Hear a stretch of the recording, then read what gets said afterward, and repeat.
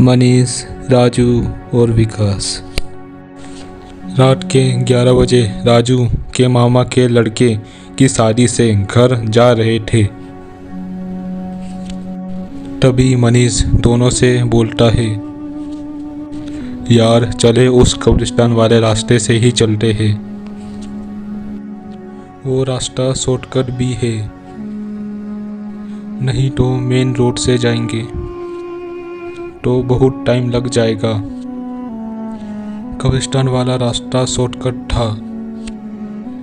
इस रास्ते से इनका गांव लगभग 3 या 4 किलोमीटर की दूरी पर होगा और मेन रोड से इनका गांव की दूरी लगभग 10 या 11 किलोमीटर की थी। और यह तीनों दिन के समय में कब्रिस्तान वाले रास्ते से आए थे।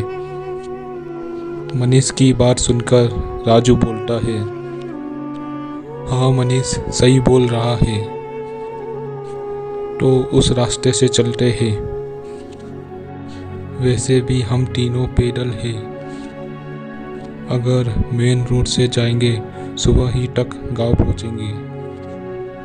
राजू की बात आधे में ही काट कर विकास एकदम से बोलता है, अबे तुम दोनों कहीं पागल तो नहीं हो गए? इतनी रात को कब्रिस्तान वाले रोड से ना बाबा ना मेन रोड से चलेंगे। विकास की बात सुनकर वो दोनों हंसने लगे और हंसते हंसते मनीष बोलता है, क्या विकास तुझे डर लगता है? विकास समझ गया यह दोनों मेरा मजाक बना रहे हैं। अगर मैंने यहाँ से जाने को एक बार फिर मना करा, यह दोनों गांव में सबको बता देंगे और पूरा गांव विकास का मजाक बनाएगा। इसलिए विकास हीरो बनते हुए बोला, तो चलो अब इस कब्रिस्तान वाले रास्ते से ही चलते हैं। मैं बस पहले ऐसे ही बोल रहा था कि तुम दोनों डर ना जाओ। विकास के मान जाने से तीनों कब्रिस्तान वाले रास्ते से जाने लगते हैं। यह तीनों कुछ ही आगे गए होंगे, तभी मनीष बोलता है, यहाँ रुको मेरा प्रेशर बन रहा है। राजू मनीष की बात सुनकर बोलता है, प्रेशर मतलब? मनीष राजू की बात का जवाब देते हुए बोलता है, प्रेशर मतलब मुझे 2 नंबर जाना है। राजू मनीष को समझाते हुए बोलता है, भाई यहाँ मत कर, यह सही नहीं है। अभी थोड़ा आगे चलते हैं तब कर लेना। राजू की बात खत्म होते ही विकास बोलता है, अच्छा बेटे इसलिए आना था तुझे कब्रिस्तान वाले रास्ते से। शादी में हफ्सियों की तरह लगातार खाए जा रहा था और अब प्रेशर बन रहा है।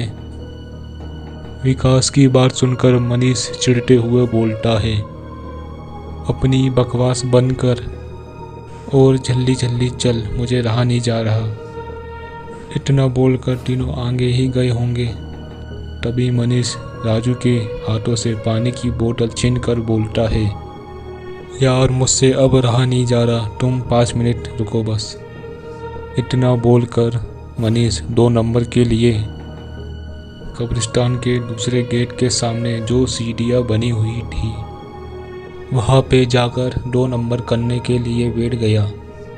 राजू और विकास थोड़ी दूर जाकर टहलने लगते हैं।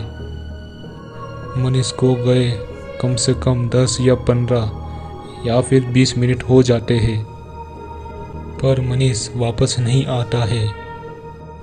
इतनी देर मनीष को ना आते देख राजू विकास से बोलता है, अरे यार ये मनीष कहाँ रह गया, अभी तक नहीं आया, चल देख कर आते हैं। जैसे ही दोनों कब्रिस्तान के दूसरे गेट पर जाते हैं जहाँ पर मनीष बैठा हुआ था, तो वह देखते हैं कि मनीष राजू से जो बोतल छीन कर लाया था वह बोतल वहीं पर रखी है। मनीष वहाँ पर नहीं था। मनीष को वहाँ नहीं देखकर राजू और विकास दोनों आवाज़ लगाने लगते हैं, मनीष मनीष बोलते हैं, तब भी मनीष का कोई जवाब नहीं आता। तभी राजू विकास से बोलता है, यार हम तो उस तरफ थे पर मनीष तो आया नहीं। कहीं ये कब्रिस्तान के अंदर तो नहीं चला गया? राजू की बात सुनकर विकास बोलता है, हाँ हो सकता है, क्या पता। राजू अपनी बात बोलता है, तो चलो कब्रिस्तान के अंदर देखकर आते हैं। राजू की बात सुनकर विकास बोलता है, अबे पागल हो गया क्या? तू अकेले ही जाकर देख कर आ, मैं बाहर खड़ा हूँ। विकास की बात सुनकर राजू गुस्सा करते हुए बोलता है, अबे तू पागल हो गया क्या? मनीष अपना दोस्त है, मैं अंदर जा रहा हूँ और तू भी मेरे साथ चल रहा है। इस बार विकास राजू की बात समझ जाता है और दोनों कब्रिस्तान की दीवार लांघ कर अंदर चले जाते हैं, क्योंकि कब्रिस्तान का गेट इस समय बंद था और कब्रिस्तान की दीवार छोटी सी थी। दोनों अंदर जाकर अपने अपने फ़ोन की लाइट जलाकर मनीष को आवाज़ लगाने लगते हैं। इस बार भी मनीष का कुछ जवाब नहीं आता। वह दोनों मनीष को ढूंढते हुए कब्रिस्तान के अंदर चले जाते हैं। थोड़ा ही आगे गए होंगे तभी राजू बोलता है, वो देख वहाँ बैठा है मनीष और उसके साथ अमन भी बैठा है। इतना बोलकर राजू उसके पास भागकर जाने लगता है। विकास राजू को पीछे से रुकने को बोलता है, पर राजू को उसकी बात नहीं सुनाई देती। वो राजू भागकर जा रहा था, तभी उसका पैर किसी चीज़ से टकरा जाता है और राजू बड़ी जोर से नीचे गिर जाता है। पर राजू तुरंत उठकर खड़ा हो जाता है। उसके खड़े होते ही विकास बड़ी जोर से बोलता है, राजू वहाँ मत जा, क्योंकि अमन एक हफ्ते पहले ही मर चुका है। पर विकास की आवाज़ राजू ने नहीं सुनी और उसके पास जाकर बोलता है, मनीष तू यहाँ बैठा है, हम तुझे कब से ढूंढ रहे हैं। राजू की आवाज़ सुनकर मनीष मुड़कर बोलता है, अरे तू भी यहाँ आ गया, चल आजा बैठ। और तीनों एक कब्र पर बैठ जाते हैं। विकास पीछे से राजू और मनीष को आवाज़ लगाए जा रहा था, पर उन तीनों को पता नहीं उसकी आवाज़ क्यों सुनाई नहीं दे रही थी। विकास की बात कोई नहीं सुन रहा था, इसलिए विकास उनके पास भागकर जाने लगता है। विकास भी भागकर जा रहा था, तभी उसका पैर किसी चीज़ से टकरा जाता है और वो भी बड़ी ज़ोर से नीचे गिर जाता है। विकास भी उठकर तुरंत खड़ा हो जाता है। जैसे ही विकास नीचे देखने के लिए देखता है कि किस चीज़ से नीचे टकरा कर गिरा था, और जैसे ही विकास नीचे देखता है तो उसे दिखा वहाँ मनीष, राजू और विकास की लाश पड़ी हुई है।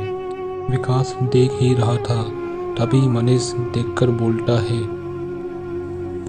अरे विकास तू भी आ गया, चल आजा, तू भी हमारे साथ बैठ जा। अगले दिन सुबह जब चौकीदार कब्रिस्तान के अंदर आया तो उसे उन तीनों की लाश पड़ी मिली।